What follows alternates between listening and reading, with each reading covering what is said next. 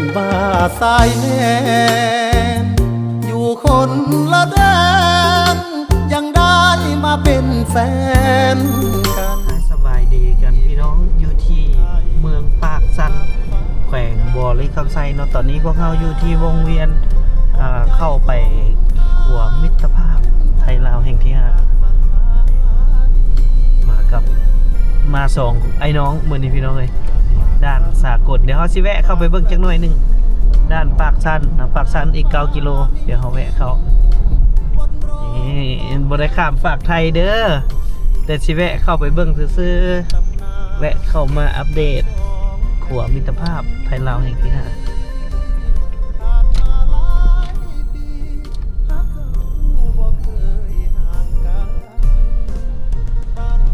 เจ้าจะใส่เข้าไปเดี๋ยวนี่เส้นทางเอาสบายดีเบ้าสุก สบายดีป้าเฮ็ดได้จังสิได้เบิ่งขัวเนาะบ่ได้มากเกิน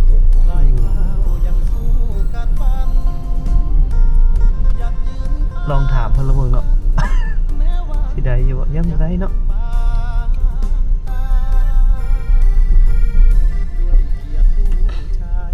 ไก่เติบได้แต่นี่ไปครัวกันได้แม่นบ่ด่านเปิดแล้วพี่น้องเอ้ย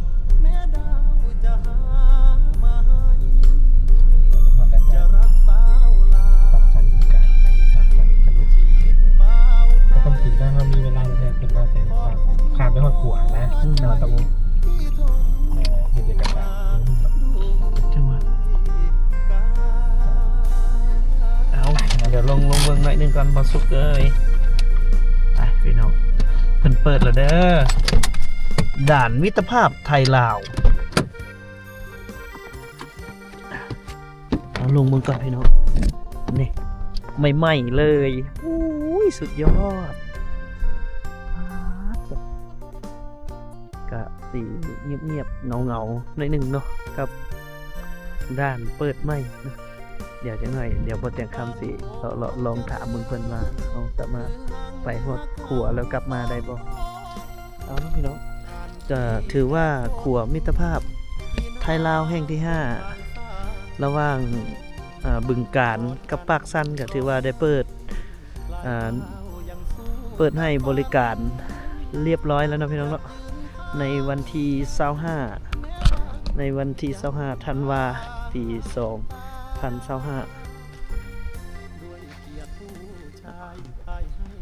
ถือว่าเปิดทำการแล้วเปิดให้ประชาชนทั้งสองประเทศข้ามไปมาหาสู่กันเป็นที่เรียบร้อยเนาะ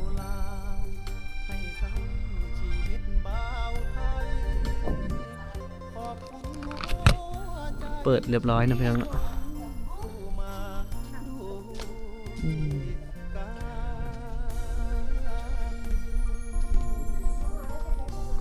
บรรยากาศเนาะ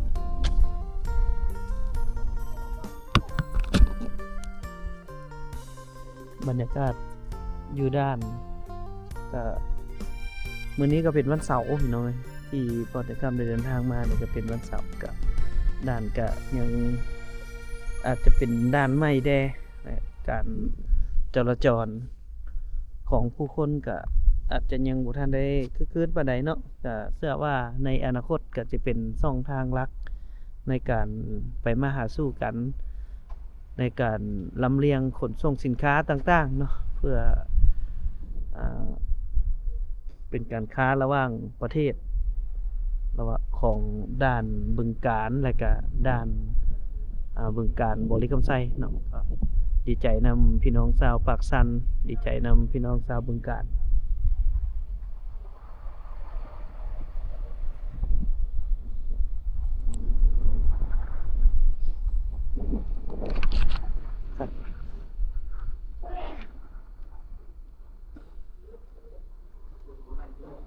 การมีขัวมิตรภาพไปเส้นนี่ก็จุดดีก็คือเวลามีการขนส่งสินค้าเนาะก็สิสะดวกขึ้นหลายบริการหลายเพราะว่าเอาหันกับปืนเนี่ยคนอยู่หันได้มูก็ถือกันสิซะเนาะโดย ก้าวไปเพื่อเนาะ เป็นเรือ แม่ ทำมาตลอ แม่ ด แม่ ทั้งรถทั้งเครื่อง มันก็สะดวกขึ้นหลายละส่งขนส่งสินค้า สะดวกสบายขึ้นหลาย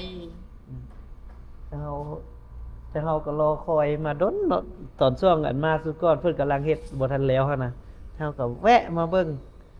บัดนี้มือเปิดโอ้ยอยากมาขนาดเลย มือเปิดผู้หลักผู้ใหญ่เนาะทั้งสองแผ่นดินก็เจ้ามาเต็ม ตอนตะกี้เพิ่นก็เปิดอยู่ท่าแขกพี่น้องเป็นแห่งที่4นี่ก็สิเป็นน้องล่าสุดละแห่งที่5ก็น่าจะยังมีอีกหลายๆขัวหลายๆสะพานที่เสื่อมระหว่างลาวไทยเนาะก็ยังหลายบ่อนที่เพิ่นมีแผน จุดดีก็คือเฮ็ดให้เฮาไปมาสะดวกหน่อยเนาะ แม่ การขนส่งสินค้าอหย่างต่างๆอ่ะมันก็ สะดวกสบายขึ้น สะดวกสบายโอ้แต่ก่อนเพื่อสิขนเครื่องขึ้นด้านแม่นบ่ แม่ ป๊าดเด้อ เมื่อยอะไร ร มั ถ น ใหญ่กัน เมื่อย ใส่เรือใส่บัคเนาะ ใส่ใส่ใส่ใส่เรือโดยสารในบางส่วนการใส่ประเภทรถข้ามรถบรรทุก รถบรรทุกแม่นๆ มันใหญ่กับครับ ๆถ้าแขกแต่ก่อนก็เป็นบ่ซี่ละบ่สุขถ้าแขกแต่ก่อนก็ ตอนนั้น ข้ามบ่อนท่าเรืออันเด้ตอนนั้นบ่ทันได้มีขัวก็แม่นรถใหญ่ๆก็มันขี่บักข้ามไปขนส่งโอ้ยเสียว เดี๋ยวนี้มันกันน่าจะยังข้ามอยู่เนาะบัคอยู่ปักสันเนาะ อัน เพิ่นน่าจะเศร้า ช่วงนี้เพิ่นยังบ่ทันได้เปิดอยู่ก็เพิ่นก็ว่าเพิ่นสิเปิดอยู่ฮะเพิ่นบ่ทัน น่าจะคือท่าแขกแหละในอ ยั นาคต ปิดอยู่เดี๋ยวนี้ ในอนาคตนี่ บัค รถ แม่นด้านตูเก่าคนนี้ ยังคิดอยู่เนาะ รถขนส่ง แต่ได้ยินเพิ่นเว้าอยู่ว่าสิเปิดทางหยังเพิ่นยังบ่ทันอีก คือเรือละข้ามได้แม่นบ่เรือโดยสารแม่น ยังปิดอยู่ก็เดี๋ยวนี้น่ะยังบ่ทันได้เปิด แต่ว่าเฮาเชื่อว่าน่าจะคล้ายคือท่าแขกเนาะท่าแขกนี่จะข้ามแต่เรือโดยสาร แต่ว่าขนส่งสินค้าเพิ่นให้ข้ามขัวมิตรภาพเบิด ก็ได้ยินเพิ่นว่าสิเปิดเพิ่นปิดบ้างเปิดขวดนี่เด้ก็ยังบ่ทันได้เปิดอ เดี๋ยว ยู่ เป็นช่วงปีหากันแล้วอีกไหม แม่น เนาะ เอาพี่น้องก็ดีใจนำพี่น้องชาวปากสันเนาะที่มีขัวงามๆแล้วก็เที่ยวสะดวกสบายเนาะก็เป็นการร่วมจิตร่วมใจกันระหว่างสองประเทศ ระหว่างลาวกับไทยแหละจังเกิดมีสิ่งดีๆ แบบนี้ขึ้นมาเนาะก็ดีใจนำพี่น้องทั้งสองฝั่งเนาะบ่ว่าจะเป็นทางฝั่งบึงกาฬแล้วก็ทางบริกรรมไซที่เฮาก็สามารถขี่รถเมล์ข้ามไปได้ละเนาะสบายเลยสบายเลยแหละบัดนี้เนาะ ว่าเข้าที่เข้าทางกันแต่ว่ายังปรับปรุงเลยนะ คืออะไรเพิ่นน้องกินคือหากระเปิดอันแล่นอันบขสนี่รถเมล์เฮาไปหาเพิ่นนี่มื้อที่3หากับมื้อที่3มื้อนี้วันที่10เนาะมื้อนี้พวกเฮาถ่ายทำนี่เป็นวันที่10แสดงว่าเพิ่นเปิดวันที่7 8เนาะ8 9 10 8 9 10มื้อละ3เที่ยวซะก่อน แม่น3เที่ยวประมาณ3เที่ยว4เที่ยวนี่นะเพิ่นทดลองทดลองก่อน ถ้าว่ามีคนโดยสารหลาย การไปมาหาสู่การขนส่งทางนี้หลายมันก็สิเพิ่มขึ้นอีกพี่น้องเอ้ยเอา จากคิวรถปากสันจนฮอด บขส ปวสบึงกาฬ บึงกาฬแล้วก็จะต่อเข้าไปกรุงเทพต่อไปใส่กับต่อ สะดวกเนาะ สะดวกได้สะดวก สายตรงนี่เด้ แล้วก็บ่แพงได้ตามที่พวกเฮาอันเคยไปอยู่ท่าแขกหั้นนะก็บ่แพงขี่รถเมล์นี่บ่แพง อันนี้ก็คนละร้อย นี่คนละร้อย สาตรงนี่นะ ก็ใช่เนาะ แม่ ไปหอดของ เอา สองเลย เอาบ่จำเป็นต้องมาต่อรถอยู่นี่เพราะว่าขึ้นทุนแล้วก็มาจ้างคนมาเต็ม ประทับตาแล้วเลย เพิ่นก็สิเอาคนลงทางด้านนั่นจำกาออกมารถเจ้ากาออกมาก็สิมาลงคนโดยสารอยู่นี่แม่นทางฝั่งนั้นก็คือกันเฮ็ดแบบให้สะดวกสบายขึ้น อ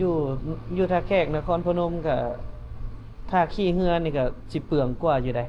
เพราะว่าขี่เรือนี่ค่าเรือก็60 บาทละ จางรถอีก แล้วจ้างล้อ ตู้อีก จ้างล้อไปก็บ่ต่ำกว่า50-60 บาท เนี่ย อืม อันนี้มันร้อยเดียวสายตรงเลย ร้อยเดียวฮอดเลย สา แม่นเลย ก็ถือว่า สะดว ถึ ก กแล้วสะดวกสุดเลยบ่จำเป็น สะดวกกับอัน บ่เสียเวลา คนโดยสรว่าสิซะ บ่เสียเวลาอีก เอาต้อง ถ้าอยากต่อรถไปอะไรก็สะดวก แม่นคันท่าว่าเฮามีญาติพี่น้องมารับอีหยังก็ต้องเข้าเอาคิวเลยจังซี่นะ สักหลาย บ่ ครั้ ต้อง ง เข้ามาที่สิ แม่ ซะ น เนาะจากนี้ไปอันคิวรถมันก็ไกลเด้จากกัวออกไปนี่ก็10กว่าหลักเอาไปหาคิวกัน ๆโดยขอบใจเด้อขอบใจหลายๆโดย เอาถึงว่าเฮาสิบ่ได้มาร่วมมือเปิดแต่พวกเฮาก็ยังมีปลายพิธีเปิดอยู่เนาะอยู่จุดนี้ให้พวกเฮาได้ถ่ายรูปกัน เดี๋ยวบ่เตียงสิมาถ่ายรูปกับปลายพิธีเปิดเพิ่นเปิดตั้งแต่วันที่25เดือนธันวาปีกายนี้เนาะเฮามาปี2026ก็บ่เป็นหยังพี่น้องเดี๋ยวเฮามาถ่ายรูปเก็บไว้เป็นที่ระลึกเนาะกับปลายเปิดพิธีนี่อยู่จุดนี้เดี๋ยวเราสิมาถ่ายรูปกันเนาะไปเดี๋ยวเราไปหากินข้าวกันเนาะคนนี้เนาะไปหากินข้าวกินน้ำก่อนกะนี่ก็คือบรรยากาศอยู่หัวมิตรภาพฝั่งลาวหัวมิตรภาพไทยลาวแห่งที่5ก็ถือว่าเป็นแห่งล่าสุดของหัวมิตรภาพระหว่างประเทศลาวและก็ราชอาณาจักรไทยเนาะพี่น้องเนาะคือว่าเพิ่นตกแต่งได้งามอีหลีอยู่จุดนี้นี่เพิ่นตกแต่งได้งดงามหลายในอนาคตนี่ในเขตใกล้ๆขัวมิตรภาพก็จะมีแหล่งเศรษฐกิจพิเศษเกิดขึ้นหลายแน่นอนเนาะในการสร้างขัวมิตรภาพในกับจุดดีก็คือจะได้มีการขนส่งสินค้าระหว่างประเทศได้สะดวกสบายขึ้นกว่าเก่าเนาะแล้วก็เฮ็ดให้คน2ประเทศไปมาหาสู่กันได้ง่ายขึ้นไวขึ้นสะดวกขึ้นเนาะพี่น้องเนาะไปเดี๋ยวเราไปหากินข้าวกินน้ำก่อนหน่อยนึง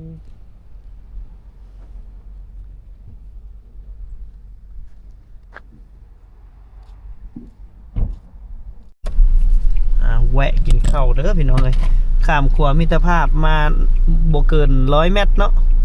ก็สิมีร้านอาหารนี่ร้านอาหารของบ่เตียงเดี๋ยวเฮาสิแวะกินข้าวอยู่นี่หน่อยนึงบ่หน่อยแล้วเนาะกินให้อิ่มเลยร้านอาหารนางโจ้นี่ข้ามขัวมาแล้วก็มาแวะกินข้าวอยู่จุดนี้ไปบ่สุกไปลองกินข้าว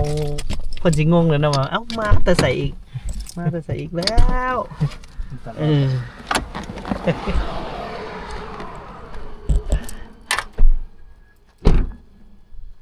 เอานี่เด้อ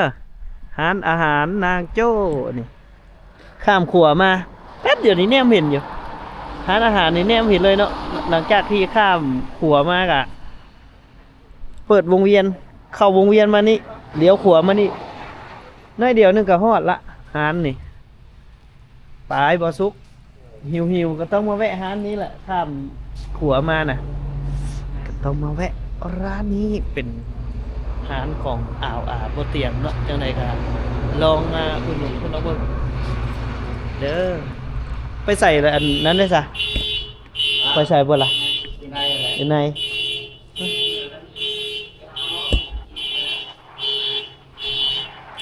จะวะ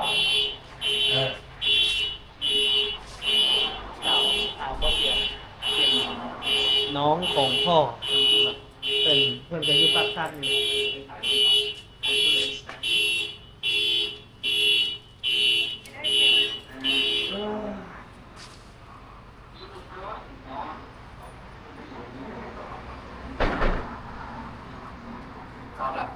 เราอะนี่เป็นน้องพ่อนั่นร้านอาหารเพิ่นไกลๆนี่เลยออกจากขัวมิตรภาพมาจักเม็ดก่อนประมาณ50เนาะประมาณ50เมตร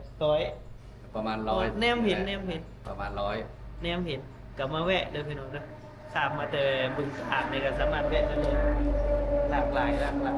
มีหลายสิ่งหลายอย่างอยู่ในร้านเพิ่นอยากกินง่ายๆข้าวเปียกก็มีเฟอก็มีแล้วก็มันจะมีในเมนูของเพิ่นนี่มีทั้งประเภทตำประเภทประเภททอดเป็นลักษณะคล้ายๆของแก้มว่าซี่นะอยากมานั่งจิบเบียร์อยู่นี่แล้วก็มีของแก้มมีทอดเฮือกทอดหยังกินแล้วก็มีประเภทข้าวเหนียวอีกเนาะข้าวเหนียวโอ้ถึกๆเลยติบละ 8,000 ถือว่าถึกได้เราเคยไปกินติบ15ติบ1แล้วก็ข้าวเจ้าก็มีข้าวเจ้าก็มีเป็นหม้อก็ได้ มาหลายๆคนก็เป็นหม้ออะไรก็ได้เนาะก็สิมีพวกข้าวถ้าข้าวจานเดียวก็มีข้าวผัดทะเลข้าวผัดหมูใหญ่เนาะข้าวผัดทะเลใหญ่โอ้พวกเบียร์พวกอย่างเครื่องดื่มมีเบิดเนาะพี่น้องเนาะแล้วก็มีกุ้งแช่น้ำปลาอย่างนั้นหลายๆอย่างลองมาแวะมาชิมเบิ่งเด้ออาหารเพิ่นแซ่บอยู่หาดนี้บ่เตียงคำขึ้นไปเวียงจันทน์นี่ก็มาแวะอยู่นี่ตลอดเนาะหลังจากเดินทางออกมาจากท่าแขกมาก็มาแวะอยู่นี่เดี๋ยวมื้อนี้เฮาสิกินข้าวอยู่นี่แหละสร้างอาหารจานเดียวเนาะบ่สุกเนาะแล้วกิน2คน เพื่อประหยัดงบ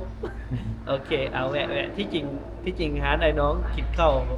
อันน้ำเพิ่นก็ได้แต่เฮาอยากให้เห็นเมนูเราสิสั่งนี่อันนี้ละอาหารพี่น้องมาแล้วเฮาสั่งแบบง่ายๆเนาะเอามาเฮาก็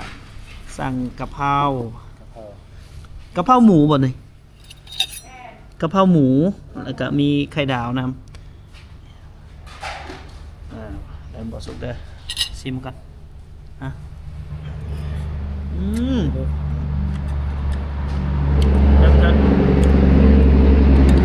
อย่าลืมนะพี่น้องนะกันว่า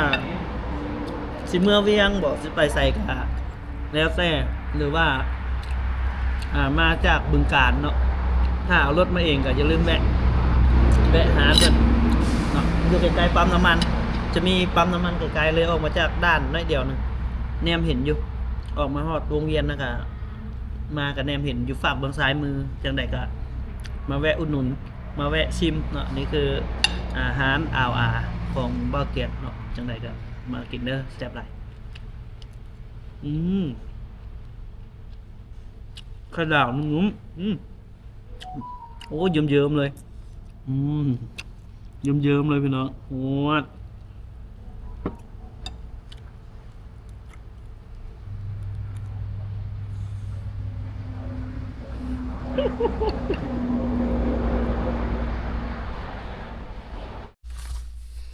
ไปกินข้าวอิ่มแล้วก็เตรียมเดินทางต่อเปลี่ยนโซเฟอร์เด้อบาดนี้เด้อขออนุญาตเปลี่ยนให้บ่าวสุกเป็นผู้บริหารพวงมาลัยจากนี้ไปหาท่าแขกกันน่าจะประมาณ3 ชั่วโมงก็สิฮอดอยู่ดอก200 ลัก200 กิโลถ้าเบิ่งว่า3 ชั่วโมงพวกเฮาสิฮอดบ่พี่น้องเราติดตามเพราะว่าเส้นทางมันก็โอเคและดีบ่แล้วแหละจากปากซันไปหาท่าแขกนี่ก็ถือว่าถนนหนทางสุดยอดแล้วเนาะอย่าลืมเด้อพี่น้องเด้อมาแวะหานางโจหาอาหารนางโจเด้อนี่จะมีปั๊มน้ำมันอยู่นี่แหละแปะกับขัวมิตรภาพไทยลาวแห่งที่5เลยเนาะอย่างไรก็ฝากเลยเดี๋ยวเส้นทางของพวกเฮาเตรียมเดินทาง200 กิโลต่อจากนี้ไปพวกเราจะเดินทางไปสู่แขวงคำม่วน